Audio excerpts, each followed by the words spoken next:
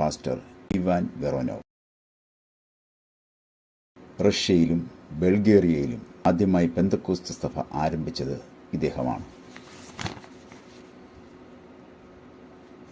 അമേരിക്കയിൽ കഴിയാമായിരുന്ന സാഹചര്യം ഉണ്ടായിരുന്നിട്ടും അവിടുത്തെ എല്ലാ സുഖവും വിട്ട് മാതൃദേശത്ത് സുവിശേഷം അറിയിക്കണം എന്ന ദൈവിക ഉദ്ദേശം മനസ്സിലാക്കി റഷ്യയിലേക്ക് കുടുംബത്തോടൊപ്പം കടന്നു വന്ന വ്യക്തിയാണ് വെറോനോവ്. ഒടുവിൽ അദ്ദേഹത്തിന് അധികാരികൾ വധശിക്ഷ വിധിച്ചു. തൻ്റെ 52-ാമത്തെ വയസ്സിൽ രക്തസാക്ഷിയായ ഇവാൻ വെറോനോവിനെ കുറിച്ചാണ് പങ്ക്തിയിൽ വിശദീകരിക്കുന്നത്. ഇവാൻ വെറോനോവ് എന്ന റഷ്യൻ പാസ്റ്ററുടെ ത്യാഗോജ്ജലമായ ജീവിതത്തെക്കുറിച്ചാണ് ക്രൈസ്തവ രക്തസാക്ഷികൾ എന്ന ഈ എപ്പിസോഡിൽ പറയാൻ ആഗ്രഹിക്കുന്നത്. ഈ ചാനൽ തുടർന്നും കാണാൻ ആഗ്രഹിക്കുന്നവർ സബ്സ്ക്രൈബ് ചെയ്യുക.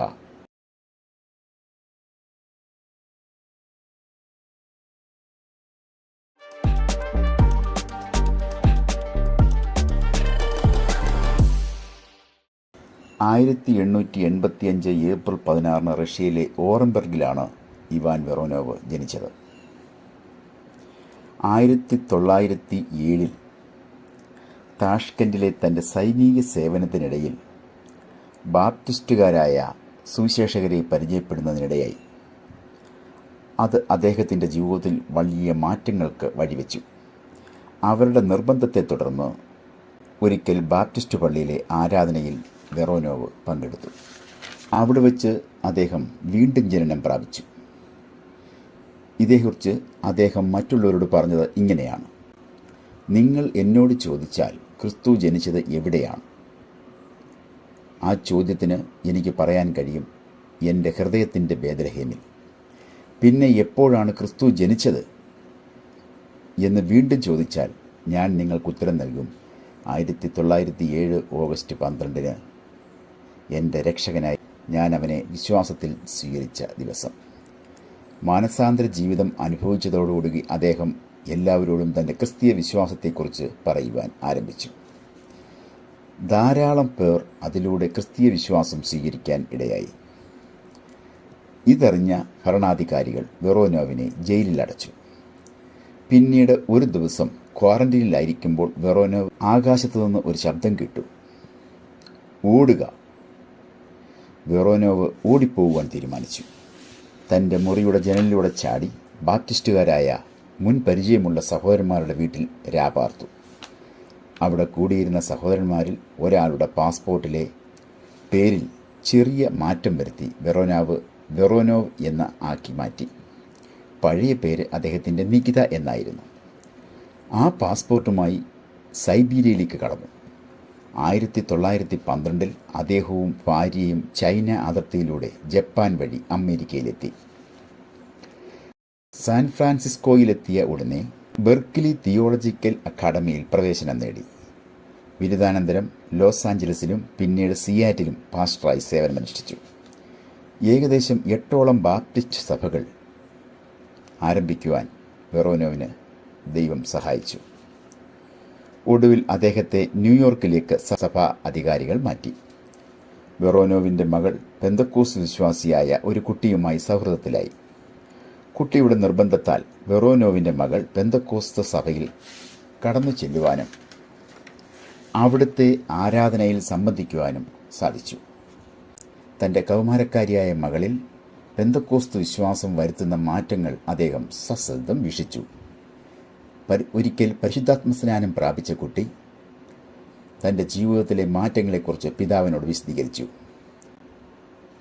തനിക്കും ഈ അഭിഷേകം പ്രാപിക്കണമെന്നും അന്യഭാഷകളിൽ സംസാരിക്കണമെന്നും അതിയായ ആഗ്രഹം വെറോനോവിന് തോന്നി. അങ്ങനെ അദ്ദേഹവും പെന്തക്കോസ്ത് ചർച്ചിൽ കടന്നുപോയി അന്യഭാഷ അടയാളത്തോടെ അഭിഷേകം പ്രാപിച്ചു. ഇതറിഞ്ഞ തൻ്റെ കൂട്ടുകാർ ഇത്രയും വിദ്യാഭ്യാസവും ബുദ്ധിമാനുമായ ഒരാൾക്ക് എങ്ങനെയാണ് ഒരു മതഭ്രാന്തനാകാൻ കഴിയുക എന്ന് ചോദിക്കാൻ തുടങ്ങി. 1919 പാസ്റ്റർ വെറോനോവ് തൻ്റെ ബാപ്റ്റിസ്റ്റ് അസോസിയേഷനിൽ നിന്ന് രാജിവെക്കുകയും മാൻഹാട്ടനിൽ റഷ്യൻ ഭാഷയിൽ ആരാധിക്കുന്ന ആദ്യ പെന്തക്കോസ്ത് സഭയ്ക്ക് തുടക്കമിടുകയും ചെയ്തു. സഭ വളരുവാൻ തുടങ്ങി. തുടർന്ന് ബോസ്റ്റൺ, ഫിലാഡൽഫിയ, ന്യൂജേഴ്സി എന്നിവിടങ്ങളിൽ പുതിയ സഭകൾ ആരംഭിക്കുവാൻ ദൈവം സഹായിച്ചു. അങ്ങനെയിരിക്കെ ഒരു ദിവസം പ്രാർത്ഥനാ യോഗത്തിലിരിക്കവേ ദൈവം വെറോനോവിനോട് സംസാരിച്ചു. സോവിയറ്റ് യൂണിയനിലേക്ക് മടങ്ങുക, പരിശുദ്ധാത്മാവിനെക്കുറിച്ച് ഉക്രൈൻ റഷ്യൻ ജനങ്ങളോട് പറയുക, പ്രസംഗിക്കുക. 1920 ജൂലൈ 15 വെറോനോവും ഭാര്യയും തൻ്റെ 5 മക്കളുമായി സോവിയറ്റ് യൂണിയനിലേക്ക് പോയി. യാത്രാമധ്യേ തുർക്കിയിലെ ബോസ്ഫറസ് ചാനൽ കടക്കുന്നതിന് ചില തടസ്സങ്ങളുണ്ടായി. അതുമൂലം അവർ ബൾഗേറിയയിൽ ഇറങ്ങി. ഏകദേശം 1 വർഷത്തോളം അവർ ബൾഗേറിയയിൽ താമസിച്ചു. ഇതിനിടെ അവിടെ 18 പെന്തക്കോസ്ത് സഭകൾ ആരംഭിക്കുവാൻ വെറോനോവിനെ ദൈവം സഹായിച്ചു. 1921 അവർ ഉക്രൈനിലെ ഒഡേസയിലെത്തി. അവിടെ ദൈവവചനം പ്രസംഗിക്കുവാൻ ആരംഭിച്ചു. 1924 ആയപ്പോഴേക്കും ഉക്രൈനിലും സോവിയറ്റ് യൂണിയൻ്റെ മറ്റു പ്രദേശങ്ങളിലും ധാരാളം കൂട്ടായ്മകൾ ആരംഭിക്കുവാൻ കഴിഞ്ഞു. വൈകാരികതയിൽ ഊന്നിയ ഈ കൂട്ടായ്മകളെ ഷെയ്ക്കേഴ്സ് എന്ന് മറ്റുള്ളവർ വിളിച്ചു. ഉക്രൈനിൽ തന്നെ 400-ലധികം സഭകൾ ആരംഭിക്കുവാൻ അദ്ദേഹത്തിന് കഴിഞ്ഞു. ഒരു സഭയിൽ 1000-ഓളം അംഗങ്ങളുണ്ടായിരുന്നു. ഏകദേശം 25,000-ഓളം അംഗങ്ങൾ 1929 ആയപ്പോഴേക്കും ഈ സഭയിലുണ്ടായി. 1929 വരെ വെറോനോവ് Assemblies of God general council staff അംഗമായിരുന്നു. 1930 ആയപ്പോഴേക്കും സോവിയറ്റ് യൂണിയൻ്റെ സ്ഥിതിഗതികൾ ആകെ മാറി. സോവിയറ്റ് യൂണിയൻ്റെ അടിത്തറ തകർത്തുവെന്ന് കനത്ത കുറ്റം ചുമത്തി വെറോനോവിനെയും ഭാര്യയെയും അറസ്റ്റ് ചെയ്ത് നാടുകടത്തി. പിന്നീടുള്ള ചില വർഷങ്ങൾ ഇവരെക്കുറിച്ച് വ്യക്തമായ വിവരങ്ങളില്ലായിരുന്നു. വെറോനോവിൻ്റെ ഭാര്യ യെകറ്റെറിനിയ 25 വർഷത്തെ തടവിന് ശിക്ഷിച്ചു. 1937 നവംബർ 5 മാരിൻസ്കിനടുത്തുള്ള കോൺസെൻട്രേഷൻ ക്യാമ്പിൽ കഴിഞ്ഞിരുന്ന വെറോനോവിനെ അവിടെ വെച്ച് വധിച്ചു. വെറോനോവിനോടുള്ള ആദരസൂചകമായി മാരിൻസ്കി നഗരത്തിൽ അദ്ദേഹത്തിൻ്റെ സ്മാരക ഫലകം സ്ഥാപിച്ചിരിക്കുന്നു. 1960 സോവിയറ്റ് യൂണിയൻ്റെ അധികാരിയായിരുന്ന ക്രൂഷ്ചോവിനോട് അമേരിക്കൻ പ്രസിഡന്റ് ഐസൻഹോവറിൻ്റെ പ്രത്യേക അഭ്യർത്ഥന പ്രകാരം യെകറ്റെറിനിയെ അമേരിക്കയിലേക്ക് മടങ്ങുവാൻ സാധിച്ചു.